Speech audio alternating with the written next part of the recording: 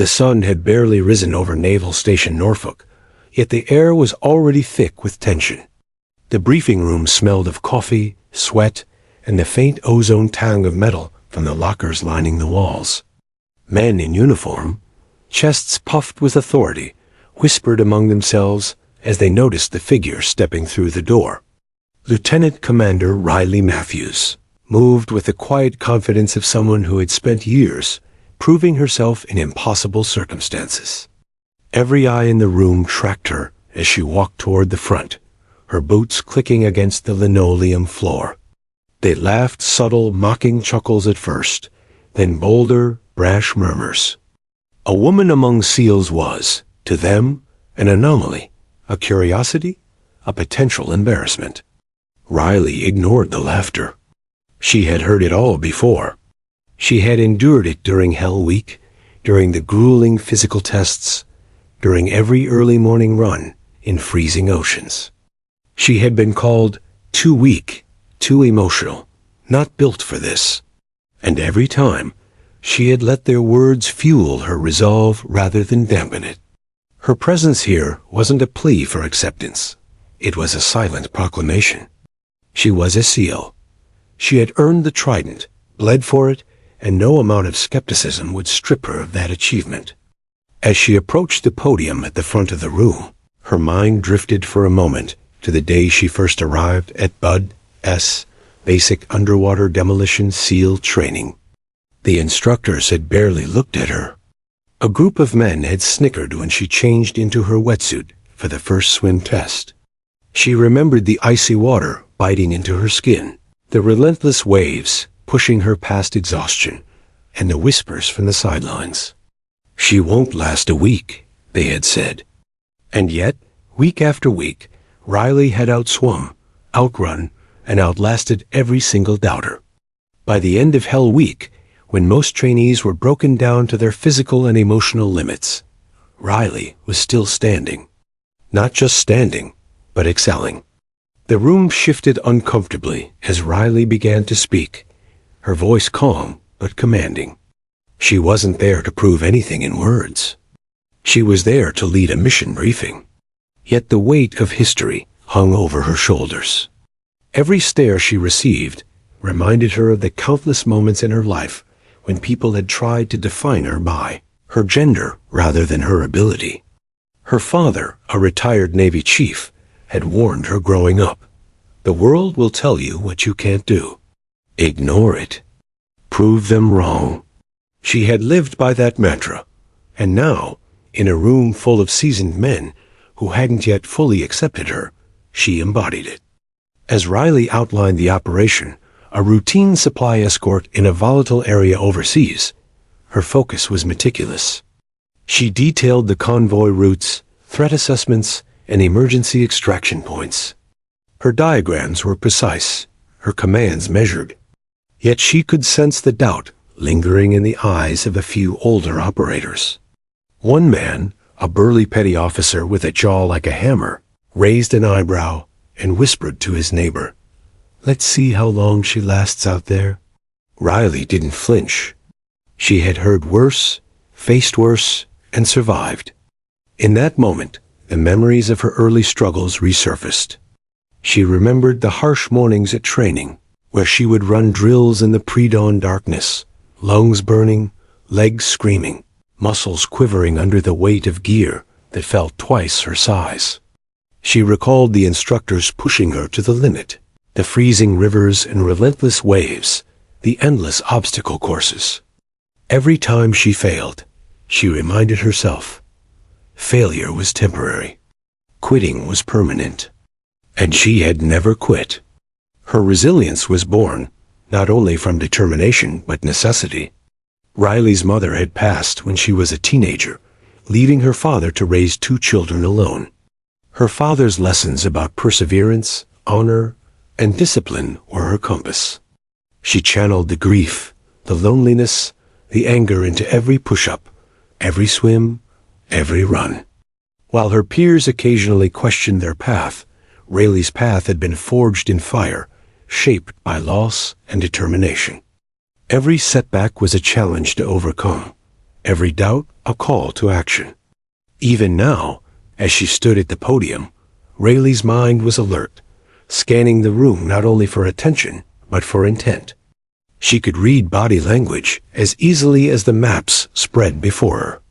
Subtle shifts in posture, the tightening of jaws, the glance exchanged between skeptical colleagues. All of it told her who would support her, who would resist, and who would underestimate her. And she was ready for it all. When the briefing ended, Riley stepped back and allowed questions. Some were routine, technical, strategic, but a few came loaded with skepticism, disguised as inquiries. Do you think a team of this size can handle the operation under your lead? One officer asked. The question wasn't about logistics, it was about her presence. Riley's eyes met his, unwavering. This team will complete the mission efficiently and safely, she replied. My leadership is not a variable. Our planning is. Her voice left no room for doubt. For a moment, the room went silent. Then, almost imperceptibly, the laughter that had begun when she entered faded. The men who had doubted her began to realize that the uniform she wore, and the trident pinned to it, represented more than her gender. It represented countless hours of sweat, pain, and perseverance. It represented her identity, not as a woman who had fought to fit in, but as a SEAL who had earned every ounce of respect and skill necessary to stand here today. As Riley packed up her notes, she allowed herself a private smile. She knew this was only the beginning. The path ahead would be fraught with challenges, with more skepticism, more trials, more moments when the world would underestimate her. But she was ready. The laughter that had greeted her at the door would not define her story. Every step she took, every mission she led, would write a new chapter 1, in which she was not defined by what others thought she could not do, but by what she had already accomplished. Riley Matthews had survived Hell Week, hostile missions, and the judgment of her peers. Now, as she walked out of that room, she carried with her the quiet confidence of someone who had already proven that nothing could strip her of her purpose, her strength, or her place among the SEALs. The men may have laughed when she entered, but she knew they would remember her long after the echo of their laughter faded. She had become more than a lieutenant commander. She had become a symbol of endurance, courage, and unshakable resolve. And this was only the beginning. Deployment day had arrived. The sun had barely pierced the horizon, casting long shadows across the tarmac of Naval Station Norfolk. Riley Matthews stepped onto the flight deck, the roar of jet engines vibrating through her boots. Her SEAL team, hardened by countless missions, gathered around, each member assessing her silently. Though she had earned the trident in the field, judgment was immediate and merciless. Some saw her as a risk. Others, quietly skeptical, wondered if the Navy had been hasty in sending a woman into combat. Riley didn't flinch. She had been through worse. Icy waters, grueling runs, and the sneers of men who said she didn't belong. Her orders were simple: escort a supply convoy through a tense region where insurgents had recently attacked Allied units. Though the mission seemed routine, Rayleigh immediately noticed the subtle dismissals in her role. Command had assigned her to a support position rather than the front line, citing political considerations and logistics oversight. Her teammates looked at her with polite nods. But the unspoken question lingered. Could she lead when it mattered? Riley silently clenched her fists. She wasn't there to prove politics wrong. She was there to prove herself. The convoy moved cautiously along a narrow desert road, flanked by barren hills and the occasional cluster of scrub brush. Riley observed every detail. The shifting wind that could carry dust and debris into sight lines, the ridges where enemy forces could hide, the subtle changes in vehicle spacing that could expose vulnerabilities. Hours passed uneventfully, yet tension simmered like molten steel beneath the surface. She noted the quiet skepticism in the glances of her team, but also the slight nods when she gave precise, calculated advice on vehicle spacing and radio channels. Then it happened. The lead vehicle struck an improvised explosive device. The explosion shattered the quiet, sending a plume of smoke and dust into the sky. Screams and gunfire followed. Riley reacted instantly, directing the convoy to take cover behind the hills while assessing the damage. The team leader was wounded, barely conscious, his radio destroyed in the blast. Chaos could have claimed them, yet Riley's calm training kicked in. She took command without hesitation. "Check your 6. Suppress left flank." She barked, voice slicing through the chaos. She coordinated medevac requests, distributed ammunition, and directed counterfire against insurgents attempting to ambush the convoy. Every decision was precise, every movement calculated. Her mind operated in perfect synchrony with the team's actions. A bullet whizzed past her shoulder, but she didn't flinch. Experience, training, and instinct guided her. For the first time, the men who had doubted her saw her in full command. Their whispers of skepticism were replaced by coordinated trust. Petty Officer Daniels, who had muttered doubts about her readiness before deployment, caught her eye and nodded sharply. Riley returned the nod, silently acknowledging their unspoken agreement. The mission's success depended on unity, not assumptions. She was no longer merely a woman SEAL. She was their SEAL. Riley navigated the convoy through treacherous terrain, her every move precise and calculated. She directed wounded operators to safety, administered first aid herself, and reassessed the convoy's formation multiple times. Insurgents attempted another ambush from the hills, but Riley anticipated their position, redirecting fire and keeping the convoy moving. She became a living map, anticipating threats before they materialized, turning chaos into controlled efficiency. Hours felt like days. Dust filled their lungs, sweat ran into their eyes, and exhaustion clawed at every team member. Yet Riley pressed on, refusing to show fatigue. She moved between vehicles, giving concise instructions, offering encouragement, and taking the brunt of responsibility herself. When one of the younger SEALs faltered under pressure, she guided him without condescension, showing leadership as a mentor, not a commander who demanded blind obedience. Her calm confidence steadied the nerves of the men around her.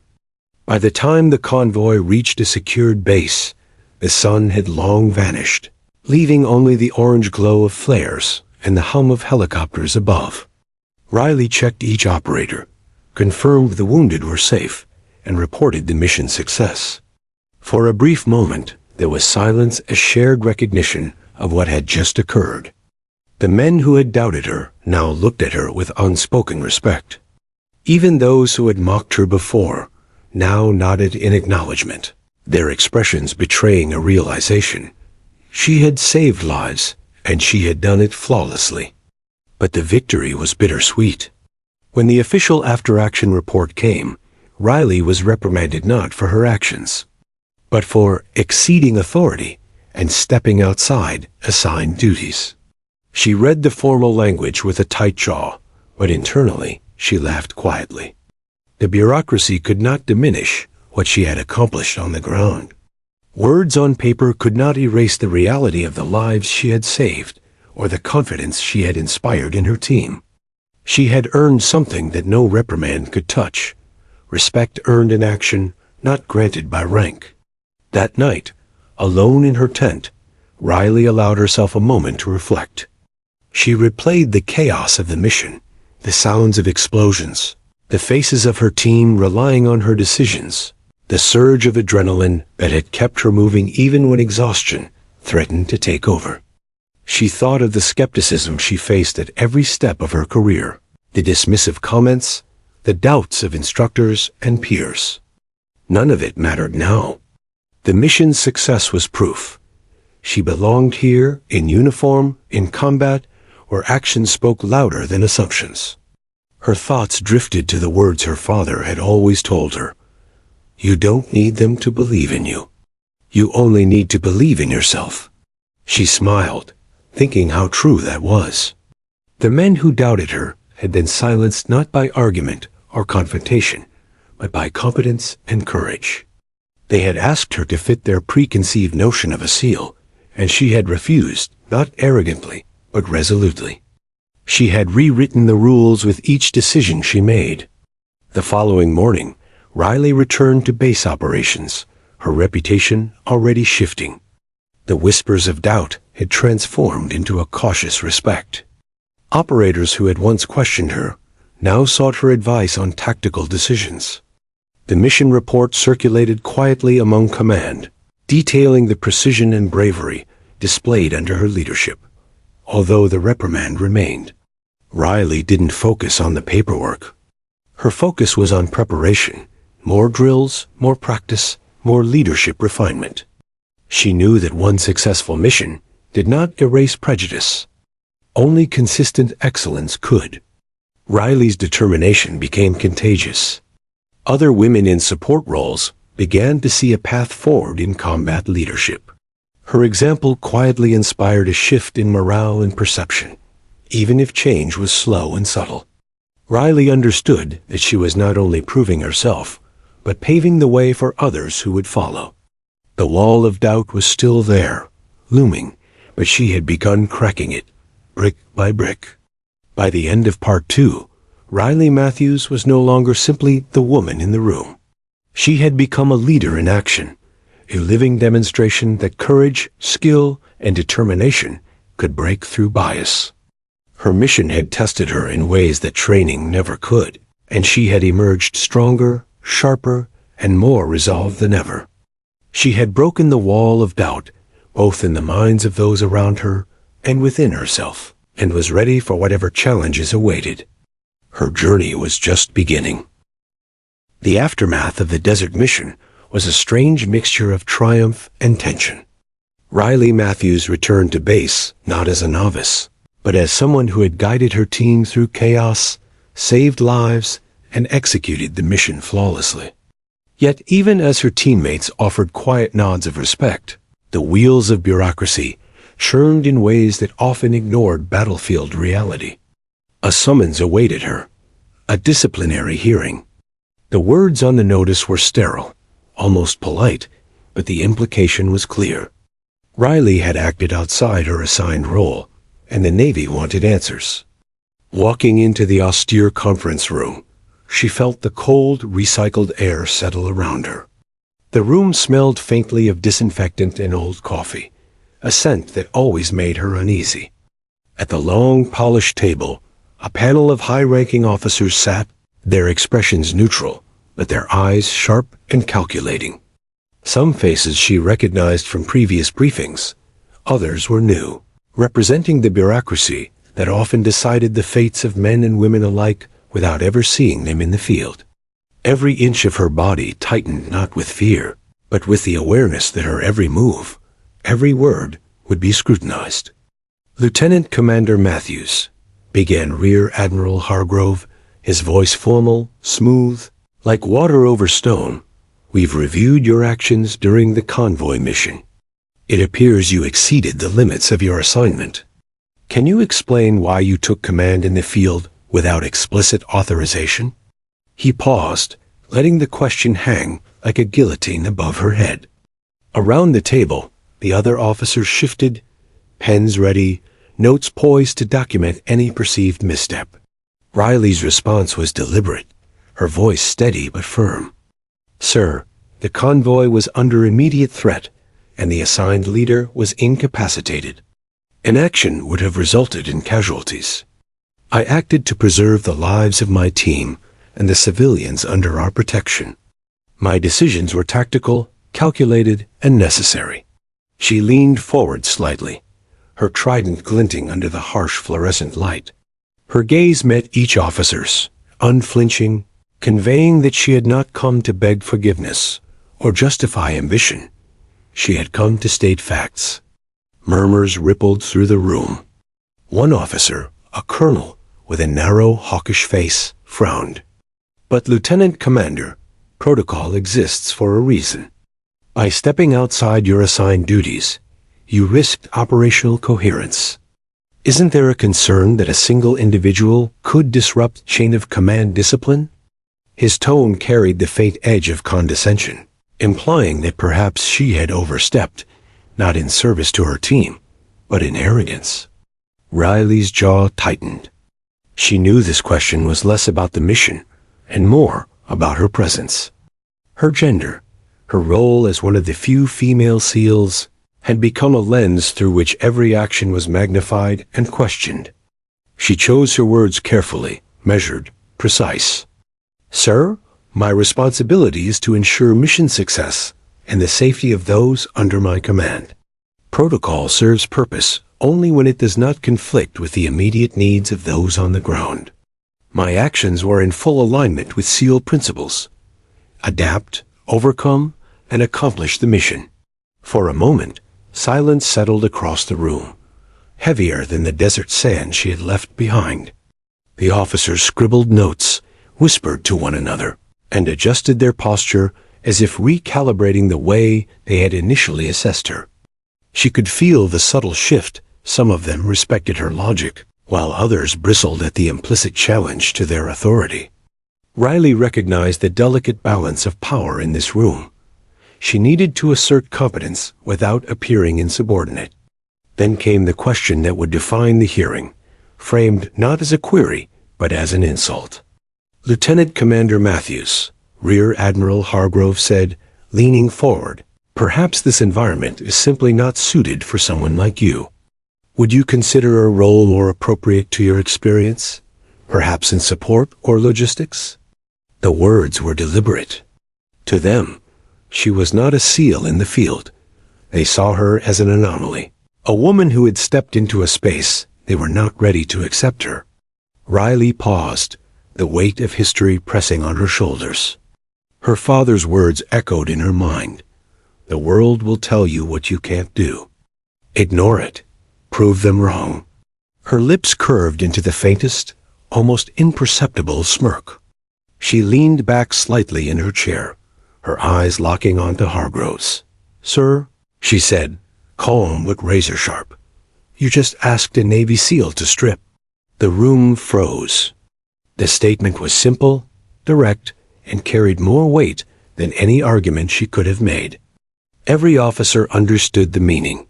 She would not abandon her uniform, her mission, or her identity to satisfy doubt or bias. Murmurs filled the room, the officers exchanging quick glances. The smirk on Riley's face was not defiance for its own sake. It was the quiet certainty of someone who had faced death, ice, and exhaustion, and survived. She had stripped away fear long before stepping into this room, and she would not be stripped of respect now. Hargrove cleared his throat, attempting to regain control, but the words no longer carried the same power. Riley's calmness, combined with undeniable competence, had shifted the dynamic. The hearing continued, but Riley navigated every question with the same poise she had displayed in the desert. Questions about chain of command, tactical decisions, and risk management were answered with clarity, backed by evidence and observations from her team. She demonstrated that her actions were neither reckless nor selfish. They were necessary. She allowed the officers to speak, to challenge, to doubt, but she never faltered. By the end of the session, a subtle transformation had occurred. The men who had come prepared to intimidate her were now measuring her with respect, however begrudgingly. When the hearing finally adjourned, Riley stood and saluted. No apology, no explanation beyond what was required. Only the quiet authority of someone who had proven herself beyond debate. As she left the room, she could feel the weight of stares following her, a mixture of awe, resentment, and grudging acknowledgement. The whispers of doubt would not vanish overnight, but they had been pierced, cracked by competence, courage, and a refusal to yield. Outside, the warm light of the afternoon sun felt almost surreal. Riley's team waited for her at the edge of the base, offering nods and quiet smiles. Some whispered congratulations, Others simply looked, eyes wide with newfound understanding. She didn't seek validation, but she accepted it quietly. This was her battlefield now, not just the deserts and oceans, but the minds of those who would judge her. That evening, Riley sat alone in her tent, reflecting on the hearing. The sting of the reprimand still lingered, but it was tempered by the knowledge that she had stood her ground, asserted her competence, and refused to be reduced to a stereotype. She wrote notes for the next mission, planning every contingency, every strategy, every potential threat. Preparation had always been her armor, and she would continue to wield it fiercely. Riley's reflection extended beyond herself. She thought of the young women in training programs across the Navy, the recruits watching from afar, wondering if they too could break into spaces historically denied to them. She realized her actions, her smirk, and her presence carried weight far beyond the desert and the briefing rooms. She had become a symbol, a living testament that skill, courage, and determination were the only metrics that mattered. The night grew deep, shadows stretching across the canvas of her tent. Riley could hear distant voices, the hum of base operations, the occasional clank of boots. She closed her eyes, letting the adrenaline of the day subside. Tomorrow, she would train, prepare, and plan. She knew the battles ahead would be harder, both in the field and in the corridors of power. But she had learned something invaluable. Courage, when paired with competence, demanded respect. And no system, no amount of bias or skepticism, could strip that away. By the end of Part 3, Riley Matthews had faced not only bullets and explosions, but the subtle, insidious weapons of doubt and bureaucracy. She had smirked in the face of condescension, defended her actions with precision, and emerged with her identity intact. The desert had tested her body, the field had tested her mind, and now the doors of command had tested her will. She had survived all three, and she would continue to do so, unstoppable and unwavering.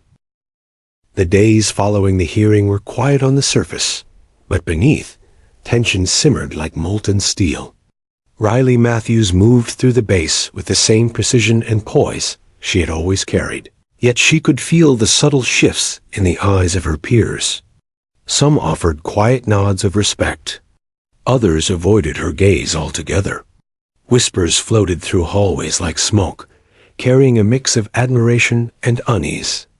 Riley knew the cost of defiance.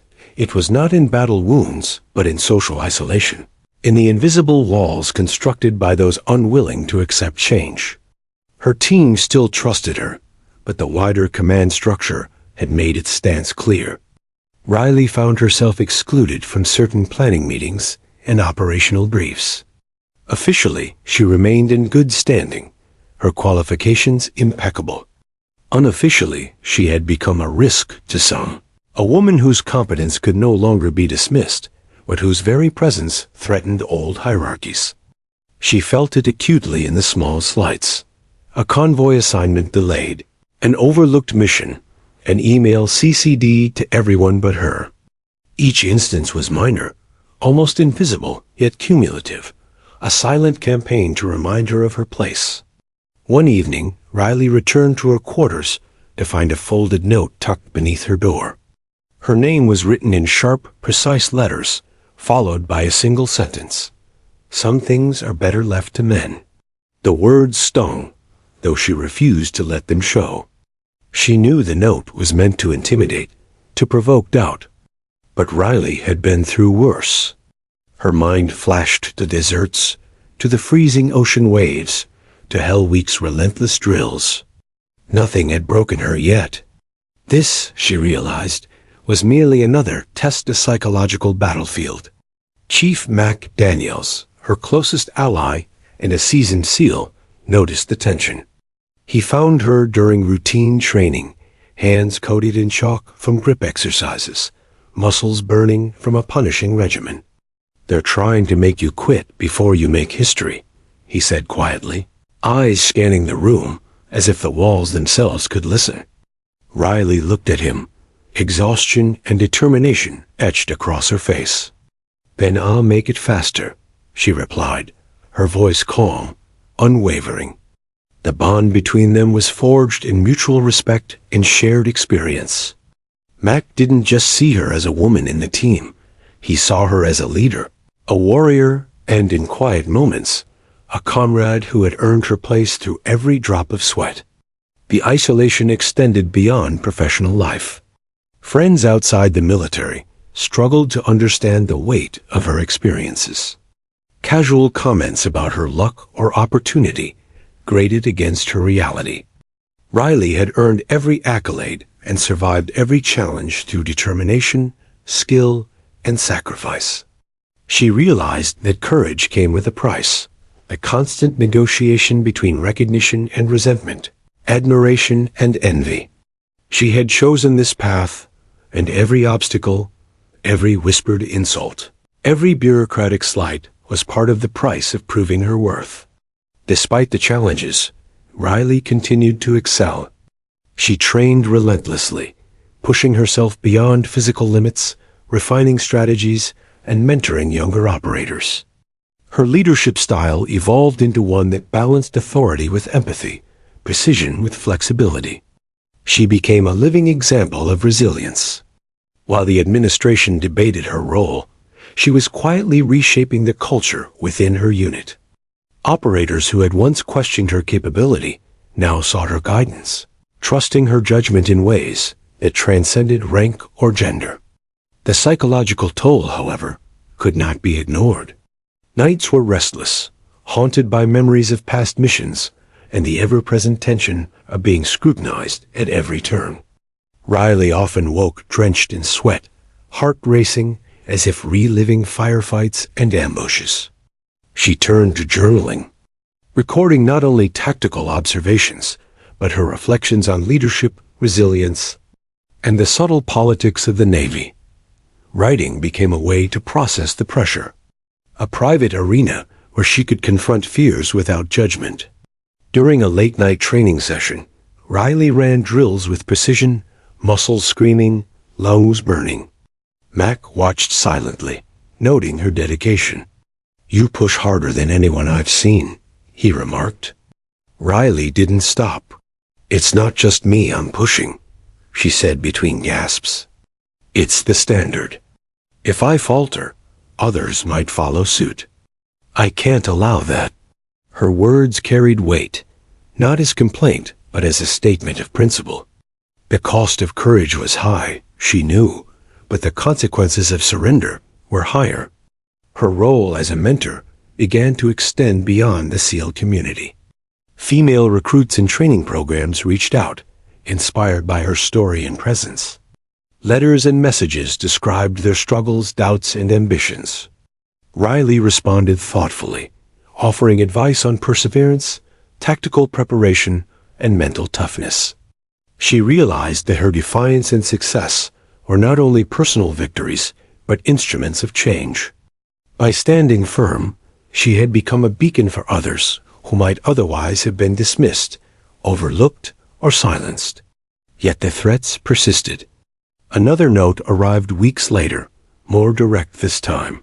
"Stop pushing boundaries, or you'll regret it." Riley didn't flinch. She read it, folded it carefully, and placed it in her pocket, a reminder, not a warning. The cost of courage, she understood, was not just loneliness or bureaucratic resistance. It was the constant tension between doing what was right and enduring the scrutiny of those unwilling to see beyond tradition.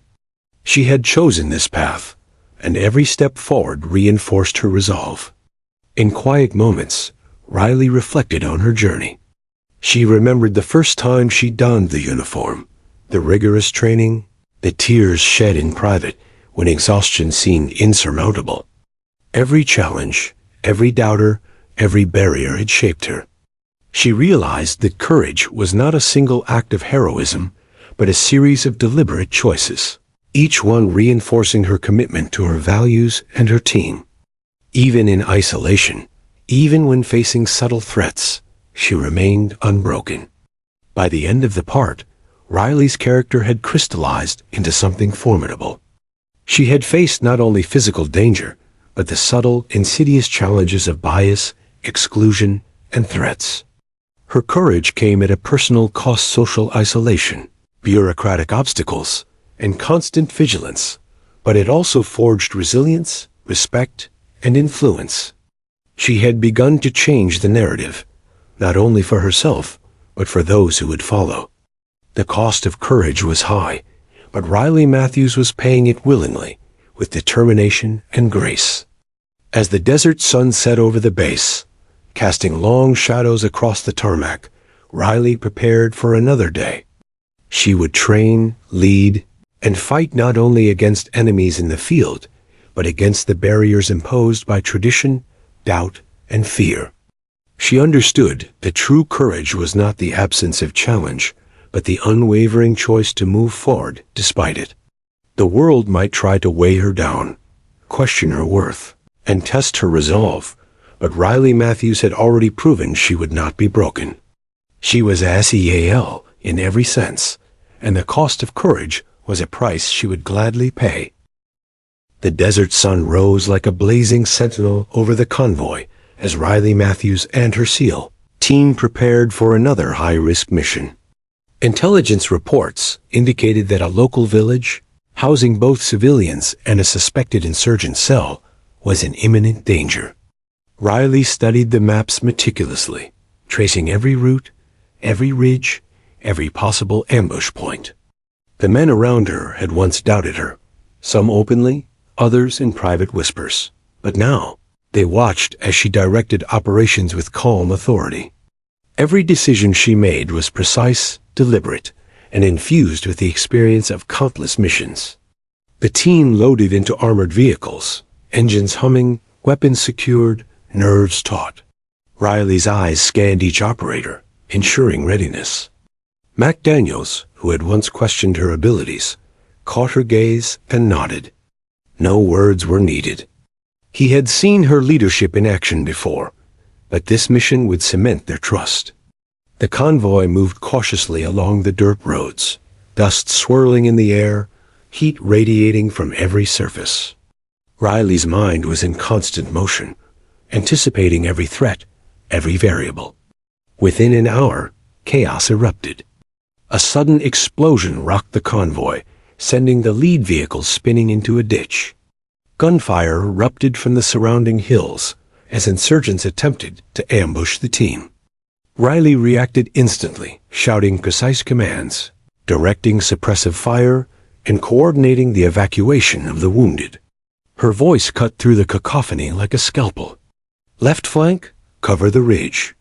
Daniels, secure the perimeter. She moved between vehicles, assessing injuries, redistributing ammunition, and positioning her operators strategically.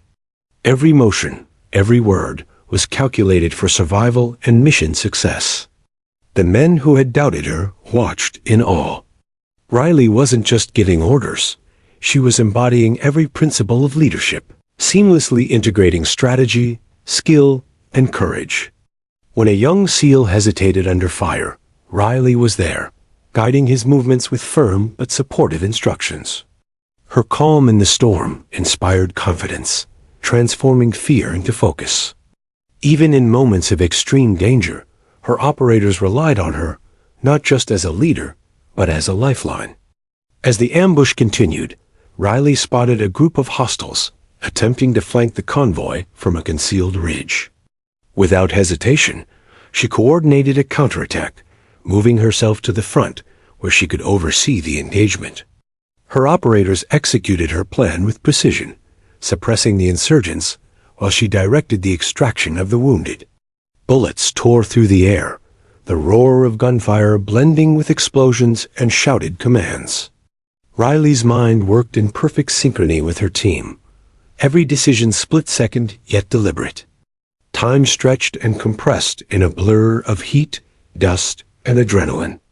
Riley moved tirelessly, assessing threats, redistributing resources, and keeping her team focused. Her leadership became the axis upon which the mission turned. The men who had once mocked her now fought with renewed confidence, trusting her instincts and decisions without question. Mac Daniels, witnessing her brilliance in action, finally voiced the unspoken truth. Guess they can't say you don't belong now.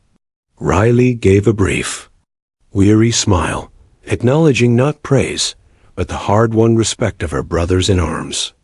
The firefight raged on, but Riley's coordination proved decisive. She anticipated enemy movements, adapting strategies in real time. Every maneuver was calculated, every shot purposeful. Hours seemed like minutes as the team worked together, seamlessly executing her orders. Gradually, the ambush lost its intensity, insurgents retreating under the weight of her tactical decisions. By the time the final helicopter extracted the team and the rescued civilians, the desert was quiet once more, save for the hum of engines and the distant wind over the sand. Back at base, Riley accounted for every operator. All were alive, some injured, but none lost a remarkable feat, given the intensity of the ambush. Her team gathered around, fatigue etched into their faces, but their expressions reflected something deeper. Unwavering trust, forged in fire and chaos. The men who had once doubted her leadership now acknowledged it openly. The bonds of respect and brotherhood had been solidified not through words, but through shared survival and victory under impossible circumstances. McDaniels approached her, clapping a heavy hand on her shoulder. "You didn't just lead us, Riley," he said quietly. "You carried us." The words were not exaggerated praise. They were recognition from a man who understood what true leadership meant. Riley nodded, exhausted but resolute. She had not sought validation, but she accepted it, knowing that trust earned in action was worth more than any accolades on paper. That evening, as the sun dipped below the horizon, Riley sat alone for a moment, reflecting on the day's events. The mission had tested every skill, every instinct, every ounce of courage she possessed. Yet it had also demonstrated something more profound, her ability to inspire and unify. Leadership, she realized, was not simply about issuing orders. It was about earning trust, fostering confidence, and guiding others through the crucible of uncertainty. Her success was not only tactical, but symbolic. The men who had doubted her now recognized her competence, but more importantly, they respected her as one of their own. She had transformed skepticism into belief, proving that courage and skill could overcome bias, and that leadership was measured not by tradition or assumption, but by action and results. The story of the mission spread quietly through the ranks. While official reports remained carefully worded, operators spoke in hushed tones about Riley's leadership, recounting her calm authority, tactical brilliance, and courage under fire. She had earned the respect that no bureaucracy could bestow, a respect forged in the heat of combat, under the pressure of life-and-death decisions. Even in private moments, Riley understood the significance of what had transpired. The mission had not only saved lives, but reshaped perceptions.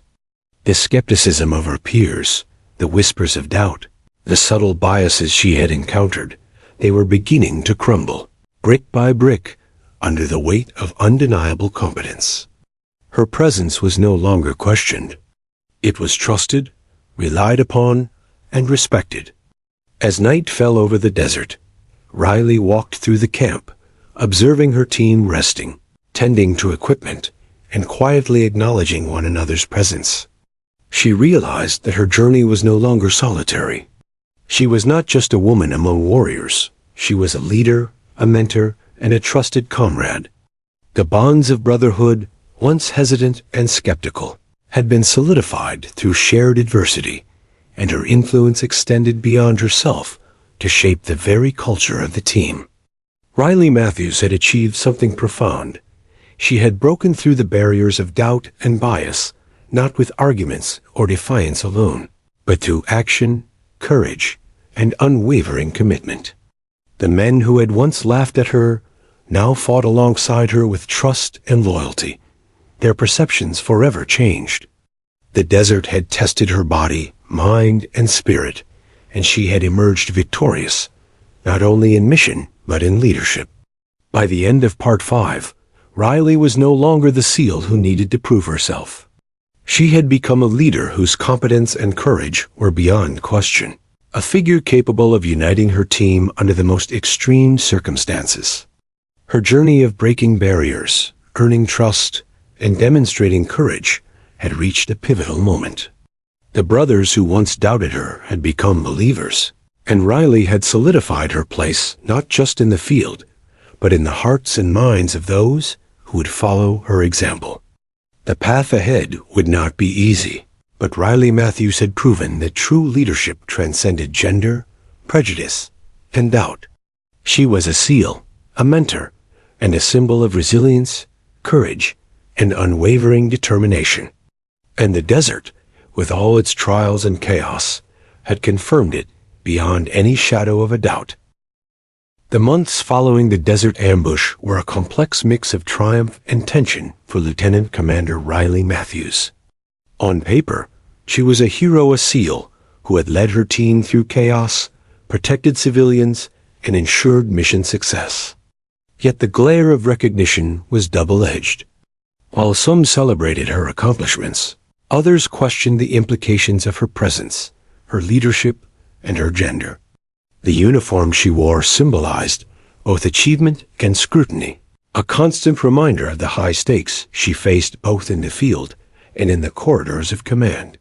Back on base, Riley navigated the shifting tides of respect and resentment. Fellow operators nodded with quiet acknowledgement, trusting her decisions in the field, but whispers of anomalies and risk followed her through hallways. The Navy bureaucracy, slow and rigid, continued to question her assignments, subtly limiting her opportunities despite her demonstrated capability. Riley understood that every action she took would be analyzed, critiqued, and sometimes misconstrued.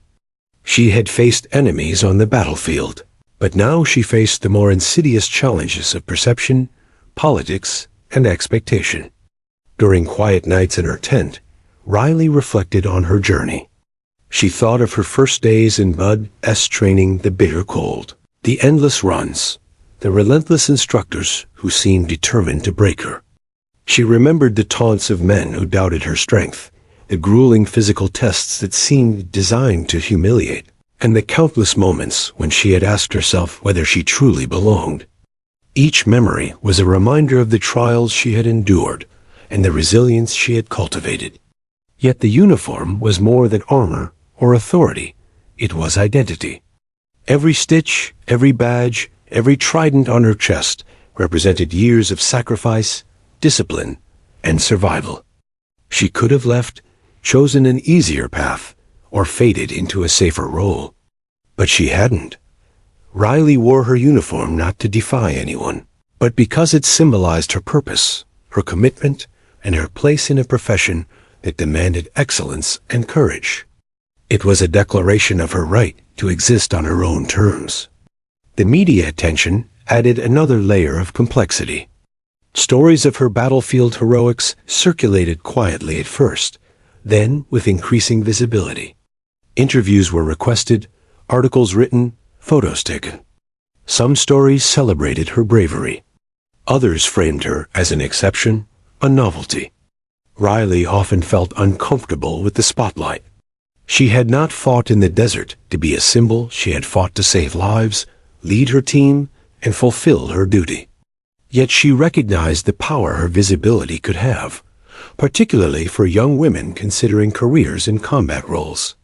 Her story could inspire, even if it was occasionally misunderstood. Riley began to engage deliberately with this responsibility. She responded to letters and messages from recruits and aspiring operators. Young women wrote to her, describing struggles with doubt, fear, and the challenge of fitting into a male-dominated environment. Riley replied carefully, offering not just tactical advice, but lessons on perseverance, mental toughness, and self-belief. She shared the truth. There would be obstacles, skepticism, and setbacks, but courage and competence could overcome prejudice. Every word she wrote reinforced her own understanding that her role had expanded beyond combat. It included mentorship, guidance, and quiet advocacy. Even with public recognition, Riley experienced isolation. Some nights, she felt the weight of being both celebrated and scrutinized. Officers who had once doubted her offered reluctant acknowledgement, yet she often sensed the underlying tension in their approval. She processed these contradictions with quiet reflection, journaling about her experiences, thoughts, and emotions.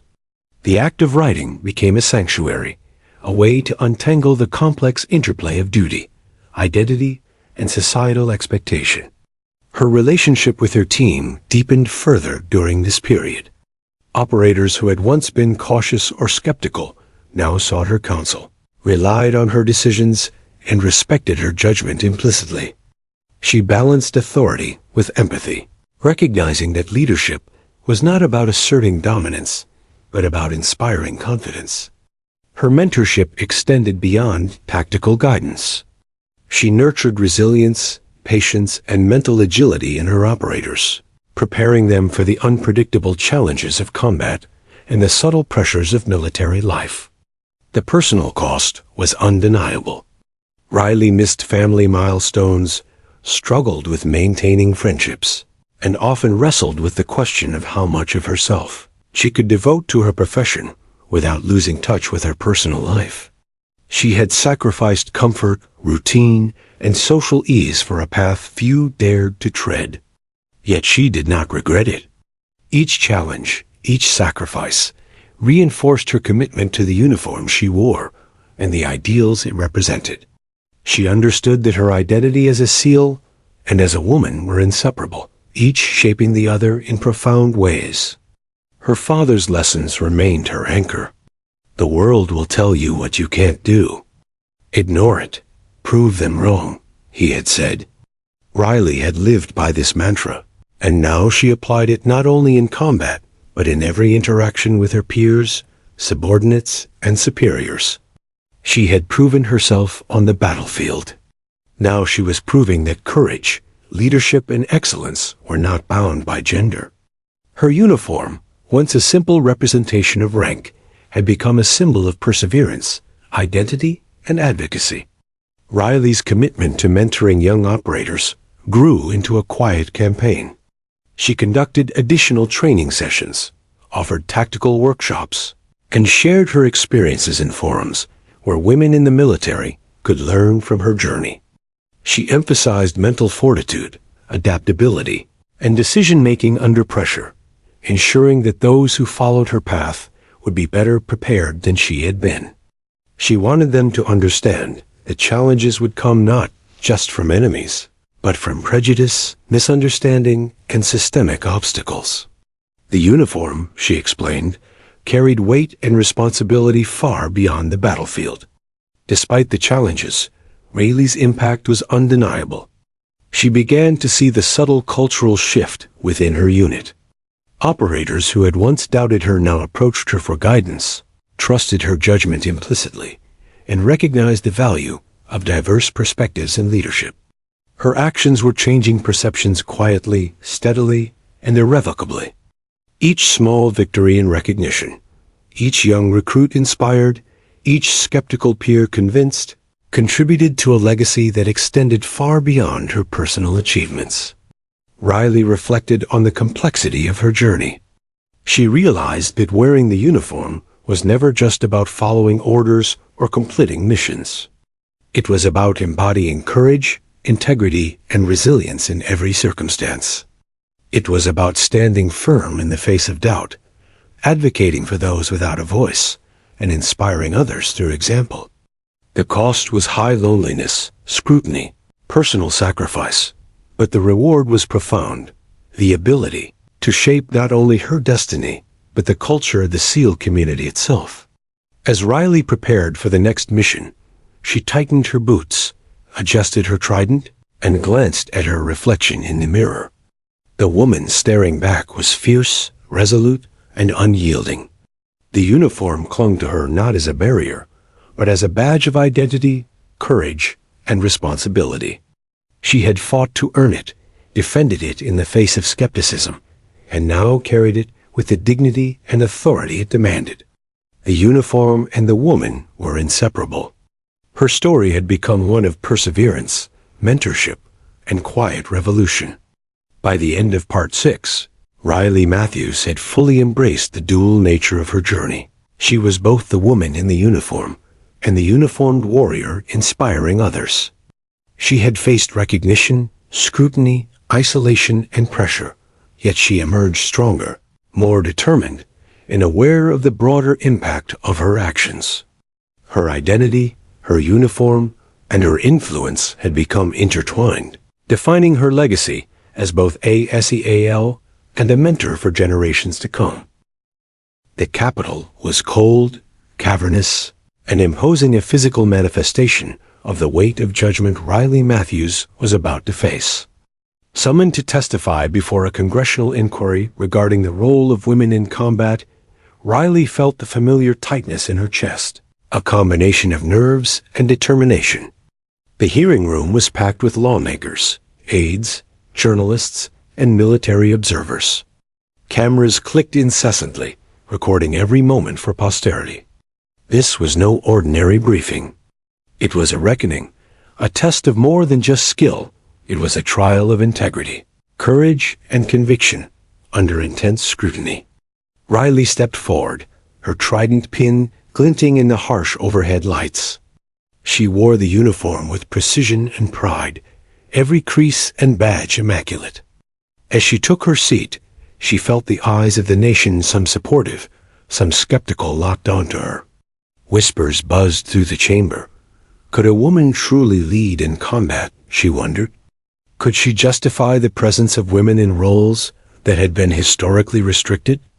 Riley knew that her testimony would not only impact her career, but also the future of countless women who aspired to follow in her footsteps. The first questions were cautious, almost tentative, testing her knowledge and composure. A congressman with a stern expression and folded arms began.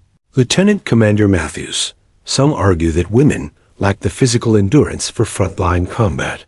How do you respond? Riley inhaled slowly, feeling the tension in the room. Sir, she said, her voice calm and deliberate. Physical endurance is not defined by gender. It is defined by training, preparation, and determination.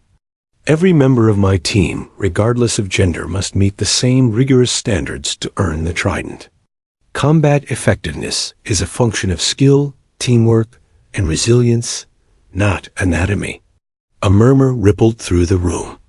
She continued, citing her operational experience. The desert ambush, the coordination of convoys, and the real-life challenges that had tested every aspect of her abilities. Her words were precise, grounded in evidence, and framed with authority. She spoke of leadership under fire, the importance of strategic decision-making, and the courage required to ensure the safety of her team. Her testimony was not abstract theory. It was lived experience, a story of survival, action, and responsibility. A senator leaned forward, pen poised, eyes narrowing. Lieutenant Commander, some critics suggest that the presence of women in combat roles may disrupt unit cohesion or morale. Have you encountered this? Riley met the gaze steadily. Sir, cohesion is not dictated by gender, but by respect, trust, and performance. My team's success in multiple high-risk missions demonstrates that cohesion is earned through competence and mutual reliance, not assumptions about identity. When individuals trust in each other's abilities, the unit thrives, regardless of gender. Questions shifted to hypothetical scenarios, long-range missions, survival situations, and high-casualty environments. Riley responded with clarity and precision, describing strategies, decision-making processes, and risk assessments. Her testimony was peppered with anecdotes that illustrated her points, how she had guided her team through ambushes, managed injuries, and ensured mission success. Every example reinforced a single undeniable truth. Capability and courage were not gendered, and her actions had saved lives and secured objectives. The session grew tense when a particularly confrontational congressman pressed her. Lieutenant Commander Matthews, some argue that exceptions like you prove the rule. Women are anomalies in combat. How can your success be generalized? Riley leaned forward, her gaze unwavering, her voice carrying the quiet authority of someone who had faced death and emerged stronger. Sir, I am not an anomaly. I am an operator trained to meet the same rigorous standards as my male counterparts. The fact that some cannot see beyond preconceived notions does not negate the reality that women who meet these standards are fully capable of combat. My story is not an exception. It is evidence of what is possible when barriers are removed and excellence is demanded. A hush fell over the room. Even those predisposed to doubt could not ignore the clarity, courage, and precision in her words. Riley's testimony transcended debate. It became demonstration. She did not argue theoretically. She presented reality. Her calm authority, combined with a lifetime of preparation and battlefield experience, left an indelible impression on those present. Every member of her audience, whether supportive or skeptical, was forced to acknowledge the undeniable competence of the woman before them. As the hearing drew to a close, Riley was asked to reflect personally. What message would you give to young women who aspire to serve in combat? She paused, eyes sweeping the chamber, and spoke with measured conviction. Believe in your preparation, trust your training, and never let anyone define your capability. Courage is measured by action, not assumption. The uniform is not a symbol of gender. It is a symbol of commitment, integrity, and the willingness to face danger to protect others. Wear it with pride and earn every bit of it. Riley's words echoed through the room, resonating beyond the walls of the chamber. Journalists scribbled notes furiously, recording quotes that would be circulated widely. Lawmakers exchanged glances, some nodding in understanding, others quietly reconsidering long-held biases. Her testimony had not just defended her career. It had set a precedent, a standard of integrity, competence, and courage that would influence future policy and perceptions about women in combat. Exiting the chamber, Riley was met by her team, faces bright with quiet admiration and pride. Mac Daniels approached, shaking her hand firmly. You did more than answer questions, Riley. You changed minds. She allowed herself a small, tired smile. The media frenzy would follow. The bureaucracy would continue. And challenges would persist. But in that moment, she felt the weight of validation, not for herself, but for the countless women whose paths had been obscured by doubt and tradition. Later that evening, Riley returned to her quarters, exhausted yet resolute. She reflected on the cost of courage, the long hours, physical exhaustion, mental strain, and social scrutiny. She considered the lives saved, the respect earned, and the barriers shattered. The uniform she wore symbolized far more than rank. It represented resilience, integrity, and the triumph of action over assumption. The cost had been high, but the rewards, both personal and societal, were profound. Her thoughts turned to the young women she had mentored. Letters and messages continued to arrive, filled with gratitude, hope, and determination. She realized her journey had transcended personal achievement. It had become a source of inspiration, guidance, and courage for the next generation. The uniform she wore, the battles she had fought, and the testimony she had delivered were now a beacon for others who might follow her path. By the end of Part 7, Riley Matthews had faced not only battlefield danger, but the crucible of public scrutiny and systemic challenge. She had navigated the pressures of congressional inquiry, defended the role of women in combat, and emerged with her integrity and credibility intact. Her courage, competence, and calm authority had convinced skeptics, inspired all eyes, and established a lasting precedent. The reckoning had come, and Riley had proven that excellence, determination, and unwavering commitment could overcome prejudice, bureaucracy, and doubt. Riley's journey was not over. She had faced the battlefield, the whispers of doubt, the cost of courage, and the glare of public scrutiny. Each trial had strengthened her resolve, sharpened her skills, and solidified her role as a leader. The final part awaited the culmination of her journey, the legacy she would leave, and the enduring impact of her courage and determination on the SEAL community and the world beyond. The sun rose over the SEAL training facility, casting long shadows across the obstacle courses, the waters of the pool, and the rows of determined recruits who ran, crawled, and climbed under the unrelenting supervision of instructors. Riley Matthews walked among them, her presence quiet yet commanding.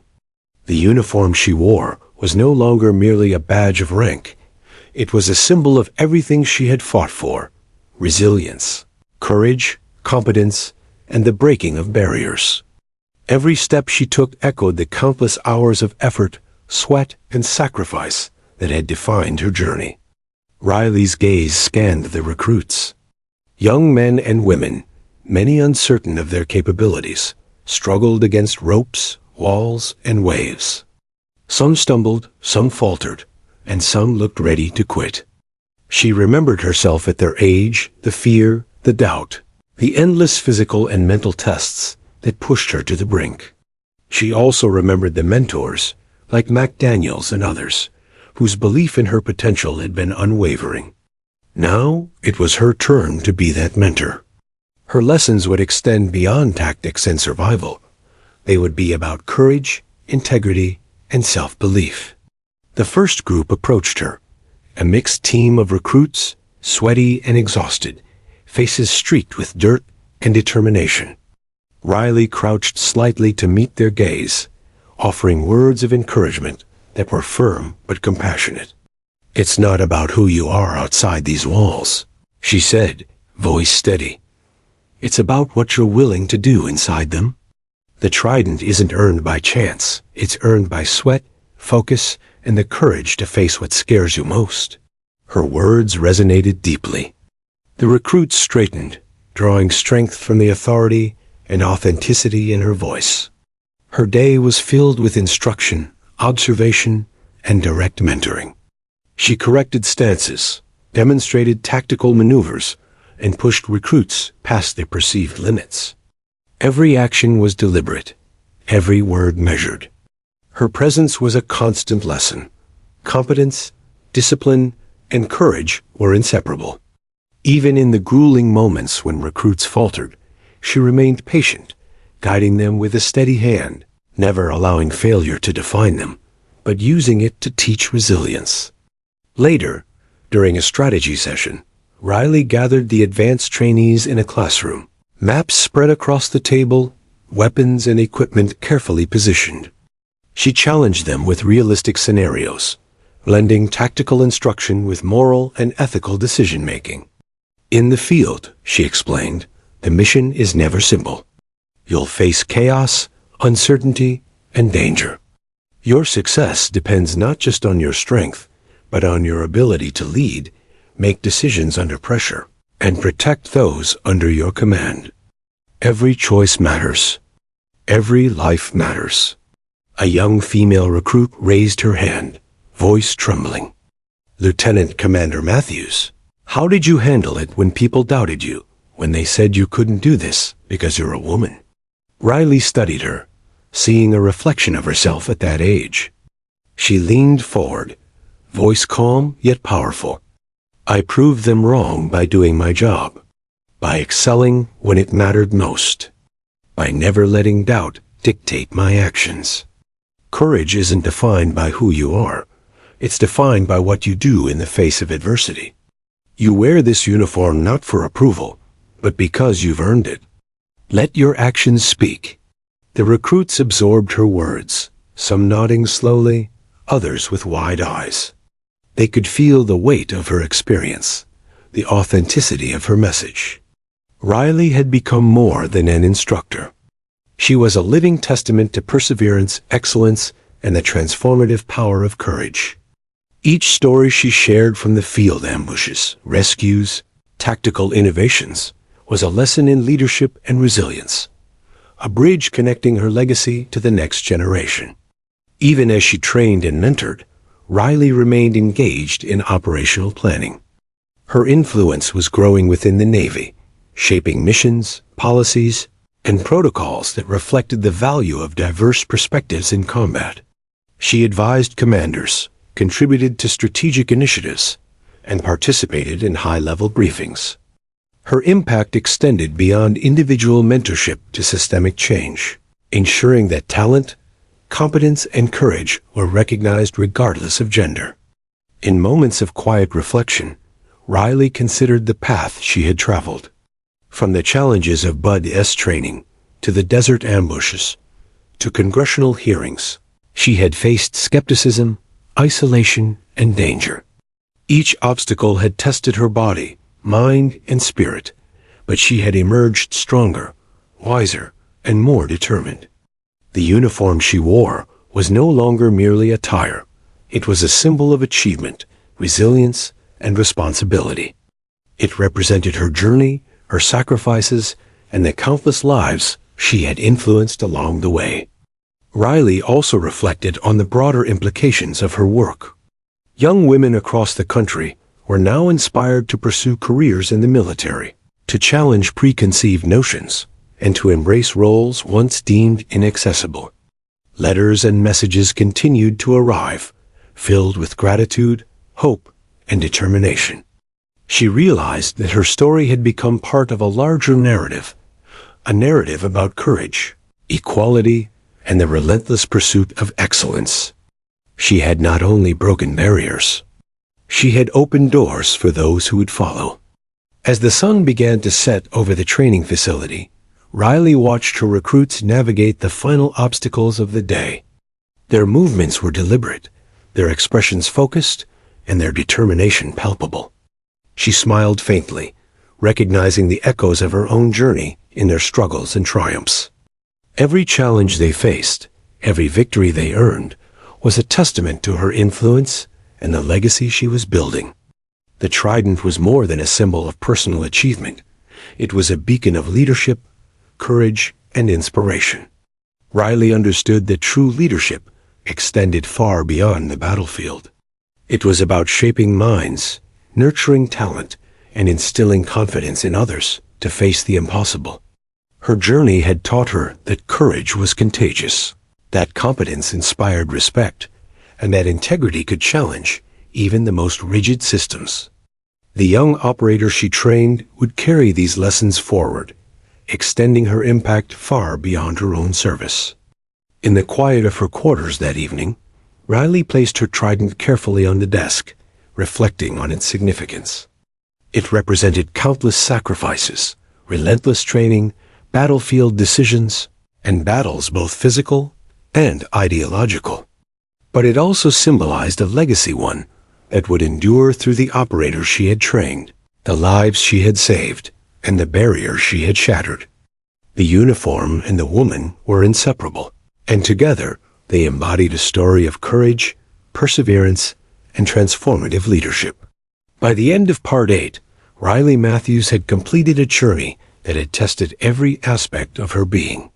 She had faced danger, skepticism, and societal prejudice, and had emerged not only as a highly skilled SEAL, but also as a mentor, role model, and agent of change. Her legacy was not only measured by missions completed or enemies defeated, but by the lives she had influenced, the minds she had inspired, and the standards she had set. The trident she wore was a symbol of triumph, not just personal, but collective, representing the courage and potential of every operator who would follow in her footsteps. As the facility lights dimmed and night settled over the training grounds, Riley stood at the edge of the course, looking out over the recruits working late under the glow of floodlights. She felt a profound sense of fulfillment, knowing that her journey had created ripples of courage, determination, and change that would extend far beyond her own career. The legacy of the Trident was secure not because of her victories alone, but because of the generations she had inspired, the barriers she had shattered, and the unwavering courage she had embodied. Riley Matthews had become more than a SEAL. She was a symbol of resilience, a mentor of excellence, and a testament to the enduring power of courage. The uniform and the woman were one, inseparable and indelible. And as the night air whispered across the training grounds, it carried with it the certainty that her story of perseverance, leadership, and unwavering determination would endure, inspiring countless others to rise, fight, and leave their own mark on the world.